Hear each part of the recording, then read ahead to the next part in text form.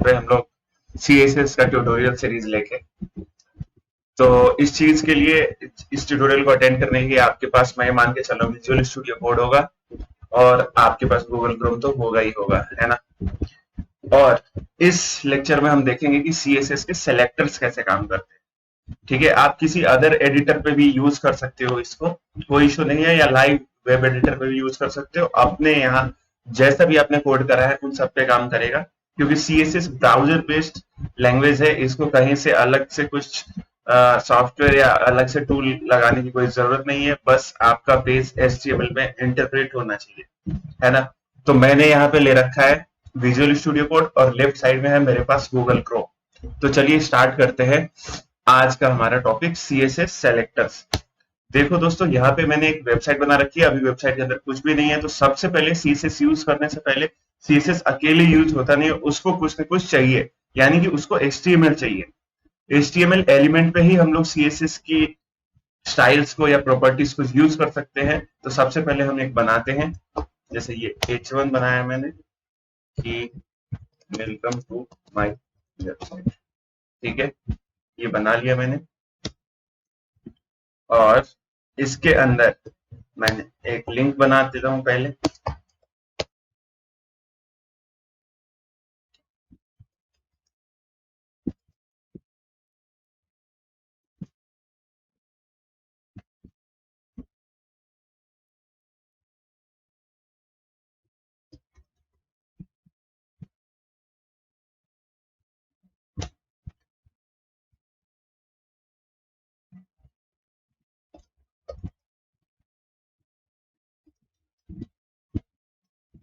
ठीक है,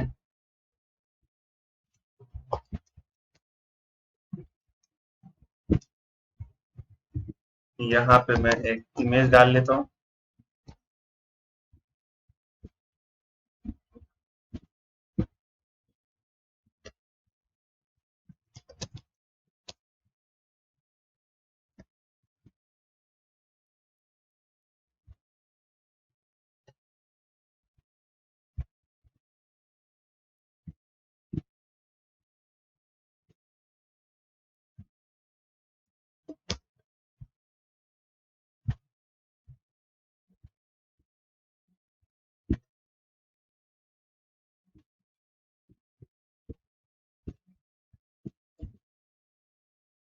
इस लोगो को मैं लेके इसमें ऐड कर लेता हूँ। ठीक है, तो इस तरह से हमारी कुछ एक वेबसाइट क्रिएट हो गई, और बहुत बड़ा लोगो आ रहा है। विड्थ दे देता हूँ 200। ठीक है,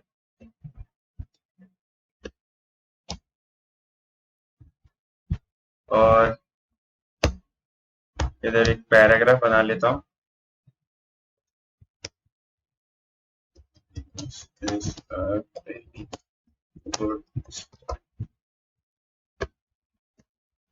तो दोस्तों, ये हमारा एक सिंपल वेबसाइट है, इसमें हम लोगों को CSS अप्लाई करना पड़ेगा। ठीक है, ये बिना CSS के कोई भी वेबसाइट रद्दी होती है। उसी तरह ये मेरी अगर वेबसाइट देख रहे हो लेफ्ट साइड में, ये भी एक रद्दी वेबसाइट है। इसके अंदर बिल्कुल भी कलर नाम की कोई भी चीज नहीं है, और बिल्कुल भी डिजाइन नाम का कोई चीज नहीं है ना। तो ये इस तरह से वेबसाइट रहती थी जब तक CSS आया नहीं था, है ना। तो इसलिए CSS को लाया गया है।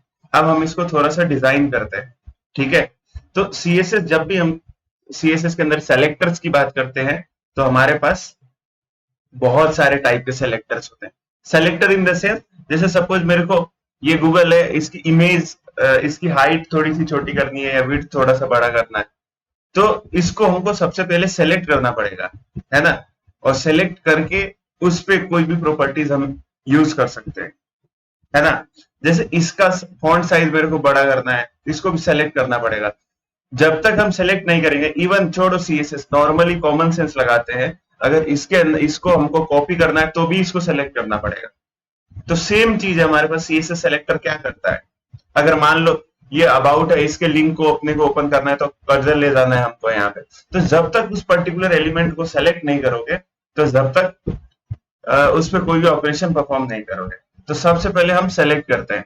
चलो अब एक एग्जांपल लेते हैं, जैसे ये वेलकम टू माय वेबसाइट है, ये लिखा हुआ हमारे ब्लैक कलर में, अब इसको मेरे को रेड करना है, तो कैसे करेंगे? ये देखो, सबसे पहले तो थोड़ा सा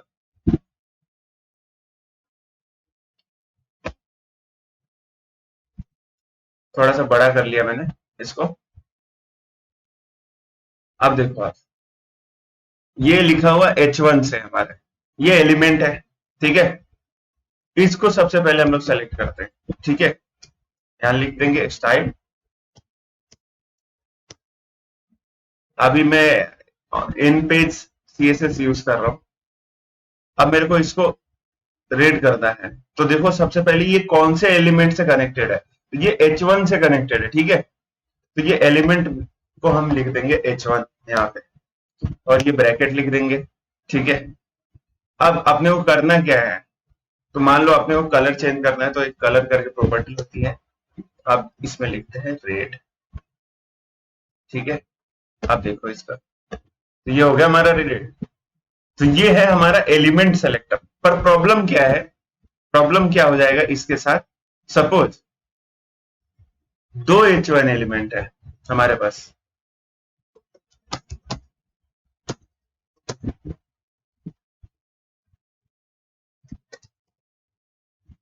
ठीक है। हमारे पास दो H1 एलिमेंट है, इसको हटा देते हैं, ठीक है। अब मेरे को सिर्फ इसको ही सेलेक्ट करना है, तो हम जब H1 लिख के करेंगे ना,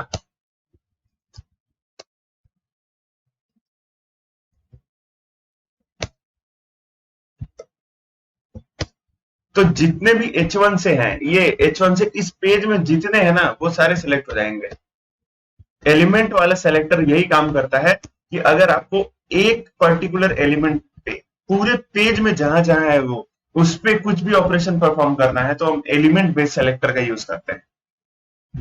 तो कई बार तो अच्छा रहेगा, जैसे मान लो जितने भी लिंक हैं आपके वेब पेज में, जैसे ये तीनों लिंक है, ठीक है। ये सब में अंडरस्कोर आ रहा है, इस अंडरस्कोर को हटाना है, ठीक है। तो आप ए को यानी एंकर एलिमेंट है, तो ए सेलेक्ट करो, पर आपको अबाउट और गैलरी में तो हटाना है, पर कॉन्टैक्ट में नहीं हटाना है। तो ये यहां पे हमारा गड़बड़ कर देगा। अब जैसे इसमें दो है H1, अब अपन ने H1 अपने को ऊपर वाले को रेड करना था, पर ये नीचे वाला भी रेड हो गया। तो कई बार ये अच्छा बिहेव करेगा, कई बार ये खराब बिहेव करेगा। तो एलिमेंट बेस्ड सेलेक्टर से एक आगे बढ़ते हैं, एक किसको बोलते हैं क्लास बेस्ड सेलेक्टर, ठीक है। नहीं, सबसे पहले हम पढ़ते हैं आईडी बेस्ड सेलेक्टर, ठीक है। आईडी बेस्ड सेलेक्टर क्या करता है, जिस भी एलिमेंट को अपने को परफॉर्म करना है, अपन मल्टीपल एलिमेंट्स हो सकते हैं, जैसे लिंक है अपने पास, ये मल्टीपल है ना, तो उसको हम पर्टिकुलर एक आईडी दे देते हैं। सपोज मैंने एक आईडी बनाई यहाँ पे, ये अबाउट है हमारा, इसको मैंने लिख दिया अबाउट। अब सपोज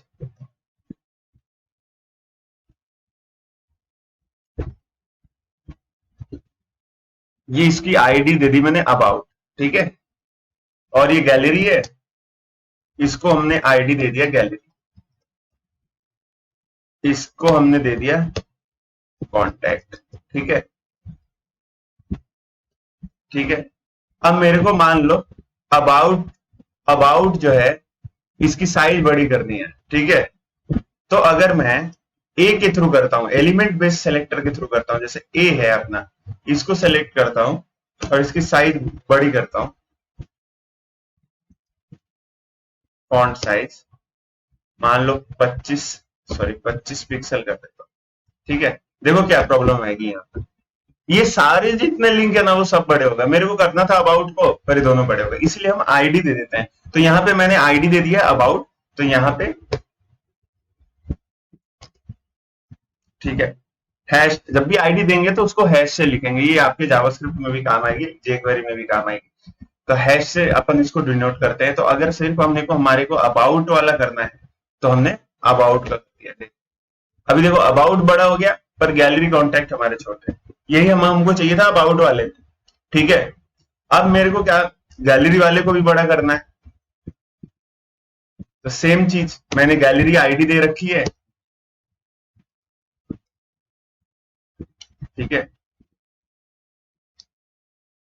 अब इसको रिफ्रेश करते हैं, ये देखो गैलरी भी बड़ा हो गया। अब कॉन्टैक्ट वाले को बड़ा करना है, सेम यहाँ पे पेस्ट करना पड़ेगा।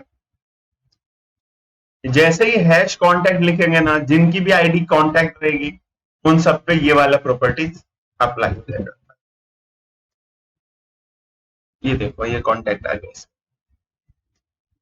तो इस तरह से। अब पर आप एक चीज और देखो, अब यहाँ पे आप देखो एक चीज,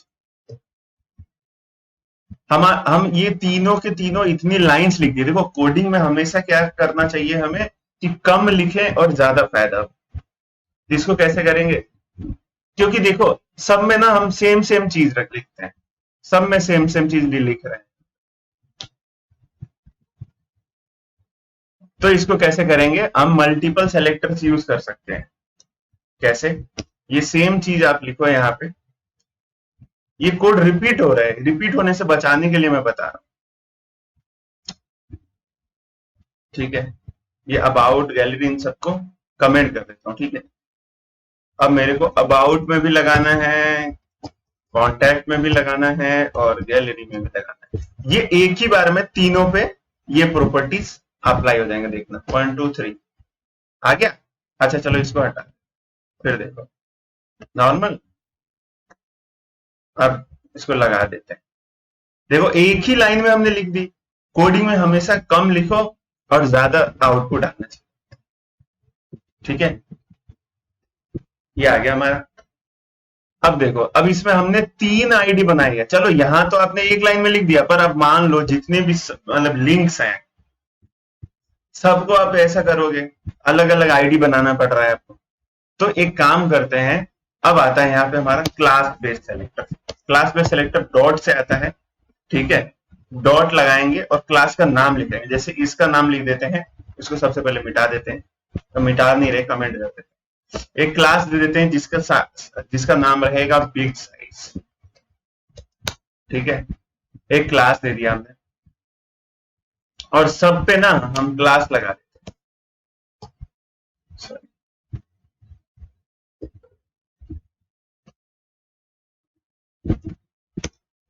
सब पे लिख देते हैं बिग साइज।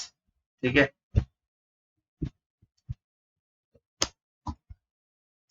देखो आईडी हमेशा किसी एलिमेंट की एक ही हो सकती है। 2 बार आईडी लिखोगे अलग अलग, चाहे एक ही आईडी 2 बार लिखोगे तो एक ही काउंट करेगा। चाहे 2 बार अलग अलग आईडी, इसमें दोबारा भी आप आईडी लगाते हो ना तो वो बेकार है। आईडी हमेशा एक होती है। इवन आप कॉलेज में जाओगे तो आपको एक ही आईडी लेके जाना पड़ता है उसी हिसाब से। तो आईडी एक होनी चाहिए, पर क्लास बहुत ज्यादा हो सकती है। जैसे क्लास के अंदर बच्चे बहुत ज्यादा है, सेम उसी तरह कि एक ही क्लास में बहुत ज्यादा बच्चे पढ़ सकते हैं, सेम उसी तरह एक ही क्लास के अंदर बहुत सारे एलिमेंट लगा सकते हैं। अब देखो ये class equal to big size लगा दिया मैंने, है ना। तो अब बिग साइज यहाँ क्लास बना लिया और सीधा हम क्या कर देंगे, फॉन्ट साइज हमारा 25। ये देखो कोई चेंज नहीं है। और इससे खास बात ये बताओ ना कि क्लास आप किसी पे लगा सकते हो। जैसे देखो ये अपना ये चिल मार रहा है, यहाँ पे बहुत सा पतला है, पतला मतलब बहुत स्मॉल साइज है इसका एलिमेंट का, यहाँ पे भी वो क्लास लगा सकते हो बिग साइज वाला। अब जैसे ही क्लास लगाओगे ये भी बड़ा हो जाएगा, समझे। तो क्लास का यही फायदा है, आप एक बार यहाँ पे बनाओ और कहीं पे भी यूज कर लो। आप आईडी के साथ तो पॉसिबल नहीं है। जैसे ये आईडी इक्वल टू अबाउट है ना, अब मैं यहाँ पे जैसे देखो अबाउट का वो कर देता हूँ, बैकग्राउंड कलर चेंज करता हूँ, तो जहां जहां अबाउट रहेगा वहां वहां चेंज होगा। ये कैसे देखेंगे, सबसे पहले रुको, बैकग्राउंड चेंज नहीं करते हैं। एक और चीज की आईडी में दे देता हूं, जैसे ये पी है, इसी को आईडी दे देते हैं मैं अबाउट। ठीक है, ये अबाउट। अब मैं इसका बैकग्राउंड कलर चेंज करता हूँ, इसका बैकग्राउंड चेंज कर देता हूँ रेड से। ठीक है, अब देखना 1 2 3, ये देखो दोनों ही चेंज हो गए। अब ये ऐसा क्यों हुआ, जबकि मैंने अभी थोड़ी देर पहले कहा है कि आप आईडी 2 बार नहीं लिख सकते। देखो यहाँ पे एक ट्रिक है, ये एंकर एलिमेंट है, ये ए वाली यानी लिंक की आईडी है। ठीक है, और ये पैराग्राफ की आईडी है अबाउट। यहाँ पे भी अबाउट है, वहां पे भी अबाउट है, पर आईडी तो सेम होनी चाहिए। पर ऐसा 2 बार किया और दोनों पे ये आ गया, ऐसा क्यों। फिर क्लास का क्या फायदा? तो देखो गाइस, सेम एलिमेंट में आप 2 बार आईडी यूज नहीं कर सकते। यानी कि रोल नंबर 13 आपके क्लास का हो सकता है, रोल नंबर 13 दूसरे के क्लास का हो सकता है, पर सेम एलिमेंट में, मतलब एक ही क्लास में 2 रोल नंबर 13 नहीं हो सकते हैं। समझे? तो उसी तरह ये पैराग्राफ वाला एलिमेंट है, ये एंकर वाला एलिमेंट है, ठीक है। तो एंकर में 2 बार आईडी नहीं आना चाहिए, बाकी किसी एलिमेंट में आ सकता है, पर पैराग्राफ में भी 2 बार नहीं आना चाहिए, मतलब डिफरेंट एलिमेंट में आना चाहिए। सपोज कोई और है, जैसे ये इमेज है, इमेज की आईडी आ सकती है अबाउट, पर ये नहीं। तो आपको क्या करना है, एक एलिमेंट में 2 बार आईडी यूज नहीं करनी है, लेकिन आप यूज भी करेंगे तो ये वर्क कर जाएगा, क्योंकि HTML है ना, कई सारे रूल्स को फॉलो नहीं करता है और बेसिकली ब्राउजर्स इंटरप्रेट करते हैं। जैसा कि आपने देखा यहाँ ए में ही, यानी एंकर एलिमेंट में हमने 2 बार लगा दिया आईडी, और दोनों पे ही CSS काम करेगा। दोस्तों ये CSS तो काम करेगा आपका, लेकिन जब जावास्क्रिप्ट के थ्रू इसको रेफरेंस करके डॉम मैनिपुलेशन करोगे तो वहां पे प्रॉब्लम हो जाएगी।